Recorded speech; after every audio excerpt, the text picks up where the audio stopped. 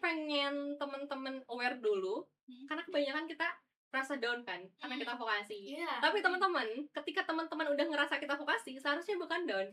Melainkan kita tahu nih, kita vokasi, waktu kita sempit, apa yang bisa kita lakuin? Daripada kita ngerasa down.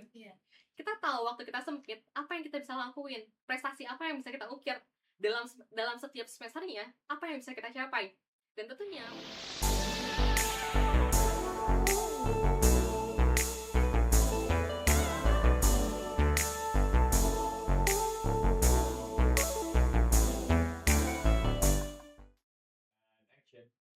Halo Fox, selamat datang kembali di VIP Vokasi in Podcast. Barengan sama hari ini, aku Amira dan aku Novel yang bakalan nemenin kalian para vokasioner tercinta selama beberapa menit ke depan nih, yang dengannya obrolan yang dijamin daging banget nih.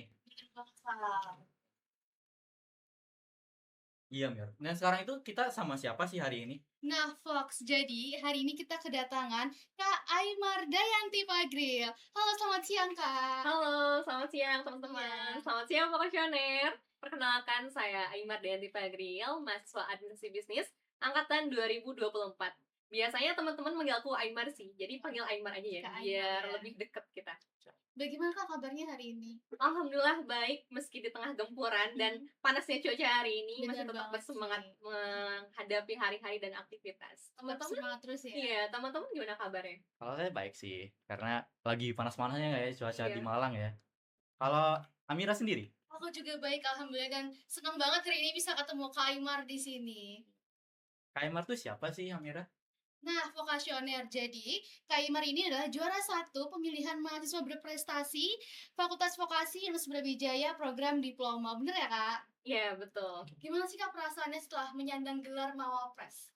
Perasaannya tentunya campur aduk ya teman-teman. Ada senengnya, ada harunya, kemudian ada rasa bangganya karena merupakan suatu kehormatan bagi aku bisa menjadi bagian dari mahasiswa berprestasi, khususnya program diploma tahun 2026. Dan pastinya yang bahagia bukan hanya Kak Aymar, tapi kita semua juga berbahagia. Iya, karena patut dimengerti juga ya, patut untuk kita tahu juga berkat dari predikat Mawapres ini, aku tidak hanya jalan sendiri teman-teman. Ada teman-teman, ada dukungan dari dosen juga yang sangat luar biasa, partisipasinya, memfasilitasi, mendukung saya dan teman-teman juga yang turut support, dan tentunya juga keluarga yang support saya untuk terus maju terhadap pemilihan mahasiswa berprestasi ini. Jadi supportnya juga nggak kalah penting ya dari keluarga, Iya, teman-teman dan betul. juga dari vokasi. Nah, tapi Kak sebelumnya itu, sebelum kita bahas taktiknya Pilmapres itu, yang berat-berat gitu kan. Nah, kita pengen tahu flashback dikit nih. Coba semasa kakak SMP atau SMA dulu, Kak Aymar itu tipe yang paling ambis dan si paling ikut lomba dan organisasi gitu nggak sih? Atau malah jadi tipe yang pulang sekolah langsung rebahan gitu? Wah, bicarain si paling ya. Iya, si paling ini. Sebenarnya aku sama sih, sama kayak orang-orang pada umumnya, pelajar pada umumnya. Aku tuh lebih kepoan orangnya. Kepo sama penasaran aja, mau kayak gimana nya. Kalau misal kita flashback ke masa apa nih? SMA, SMP atau mungkin SD? SMP dulu SMP dulu kali. SMP dulu aku aktif organisasi juga sih, organisasi OSIS, kemudian kepramukaan, dilanjut ke SMA aku meneruskan di bidang OSIS menjadi sekretaris MPK, kemudian menjadi bagian dari kepemudaan pada saat itu namanya itu Remaja Islam juga saya pernah masuk kan waktu SMA. Kemudian berbekal dari organisasi SMP dan SMA, saya juga penasaran terhadap organisasi kampus tuh kayak gimana sih. Maka dari itu di kuliah ini pada saat semester 1 aku ikut di bagian BEM-nya, kemudian ikut di HMPS juga tahun lalu. Kemudian kalau di kuliahnya organisasi ya Kak? Iya, organisasi. Apa saja kayak Kakak ikutin? Aku waktu maba itu aku ikut jadi bagian dari BEM, khususnya di Kementerian Dalam Negeri. Dan 2 tahun lalu, 2024, aku juga menjadi bagian dari Brodi. Brodi itu salah satu programnya adalah podcast kayak gini teman-teman. Di mana aku juga menjadi host podcast berbicara terkait dengan organisasi. Karena pada saat itu kita ngelihat kondisi kalau organisasi itu masih relevan gak sih, minat mahasiswanya tuh masih suka organisasi apa enggak sih. Maka dari itu kita mengangkat temanya pada saat itu organisasi, masih worth it gak sih. Jadi memang sudah kelihatan ya dari SMP, SMA nih bibit-bibit unggul gitu. Enggak juga sih, mungkin karena penasarannya yang tinggi ya. Iya. Gitu. Sifat rasa penasaran yang tinggi Iya. akhirnya membawa Kakak ke sini ya. Kepoan juga sih sebenarnya. Nah, di balik kehebatannya Kakak nih, pernah nggak sih Kak ngerasa dari awal masuk vokasi ini udah pengen banget jadi mawapers atau mawapers ini jadi rencana akhir-akhir ini aja? Jujur ya, jujur. Kalau semisal menjadi mawapres itu sama sekali nggak ada di plan aku. Oh, nggak ada. Dan aku tuh ngerasa kalau misalnya mawapres tuh jauh banget dari aku. Hmm. Iya nggak sih teman-teman saya kayak gitu. Tapi ya sebagaimana maba kan kita sering banget bahkan di TikTok ya teman-teman kita ngeliat tips and trick menjadi maba. Mm-mm. Iya nggak sih? Iya benar. Mungkin Iya. dari Amira. oh iya mohon maaf dari Amira atau Nova juga kan kayak gitu kan. Iya. Tips and trick kemudian place to go. Mm-mm. Mana-mana aja tempat kan kita ekspor banyak kan. Iya. Nah, di situ tuh ada salah satu video yang bikin aku termotivasi. Salah satunya adalah di mana kita membuat planning setiap semesternya. Misalkan semester 1, aku mau fokus apa sih? Semester 2, aku mau hal apa yang harus aku capai di semester 2 hingga semester akhirnya. Nah, aku termotivasi dari situ dan akhirnya aku bikin plan. Setiap semesternya aku mau ngapain aja. Pada saat itu semester 1 aku mau fokus di ekspor dulu, mendalami vokasi itu kayak gimana sih, UB itu kayak gimana sih, ada apa aja sih. Kemudian semester 2 aku fokus terjun ke organisasi sampai dengan semester 3 ikut juga lomba-lomba. Semester 4 aku pengennya mengurangi organisasi aku, lebih fokus ke diri sendiri untuk berbekal di magang pada semester 5 nanti. Dan berbekal juga untuk karir aku ke depannya. Itu sih dari aku. Jadi ketika menjadi maba explore dulu ya Kak. Iya, ekspor dulu. Yang penting kita tahu dulu ada apa sih, benefitnya apa sih kalau kita ikut ini itu gitu. Dan seberapa penting sih Kak planning buat Kakak? Planning maksudnya? Planning kan tadi Kakak sudah menjelaskan kalau misalnya semester 1 pengen explore dulu, Oke. buat seberapa penting? Itu penting banget menurut aku. Karena ketika kita membuat planning, berarti kita udah tahu tujuannya. Dan ketika kita udah tahu tujuannya, kita juga mulai merencanakan strategi apa untuk kita dapat mendapatkan tujuan yang kita inginkan itu. Tapi aku boleh penasaran nggak sih Kak? Boleh. Kalau isi kalendernya seorang mawapres itu apa aja sih? Iya, pasti sibuk banget tuh harusnya. Iya. Gimana sih kalau cara kakak itu bagi waktu kuliah, organisasi, sama kehidupan kakak sendiri gitu pribadi? Oke, isi kalendernya tuh sama aja sama kayak teman-teman yang lainnya. Cuman karena kebanyakan orang kan pasti nandain kan Iya. kita kegiatan hari apa aja gitu di kalendernya sebagai reminder. Apalagi buat aku tuh kadang lupaan orangnya.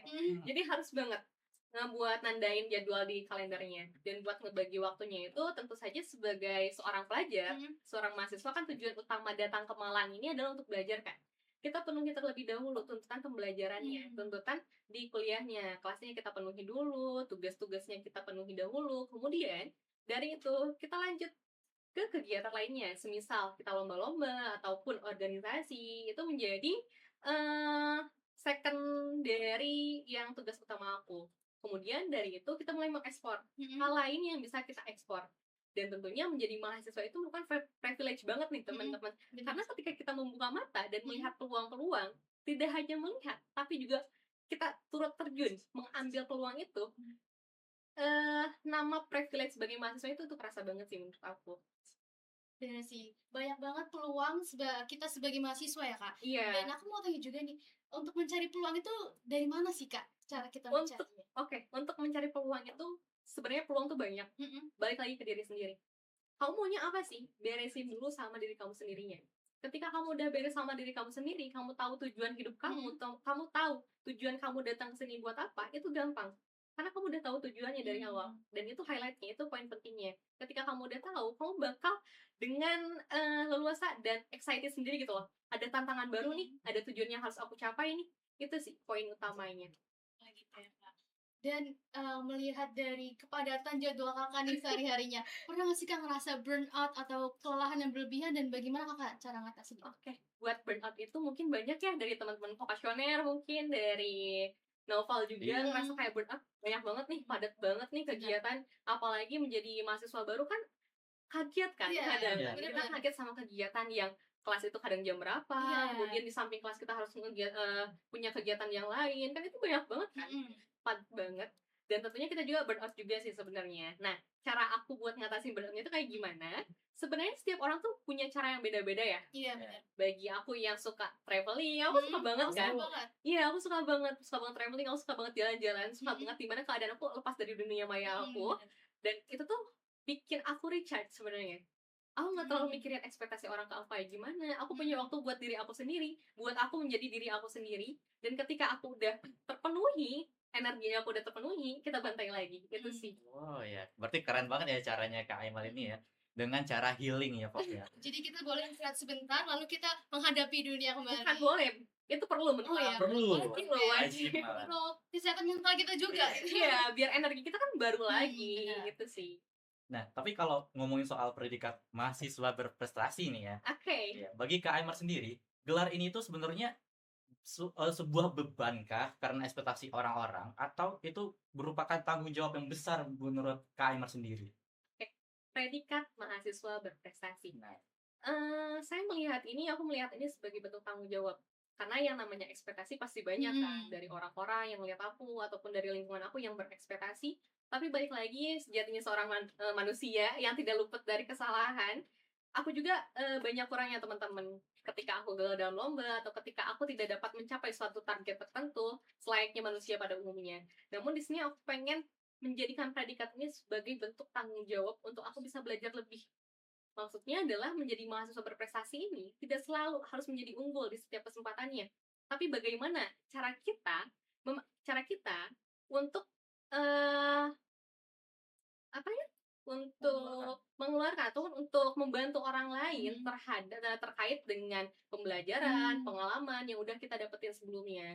Karena sebagaimana di Islam, khairun nas al-qaumnya, sebaik-baiknya manusia adalah manusia yang bermanfaat untuk orang lain. Gitu.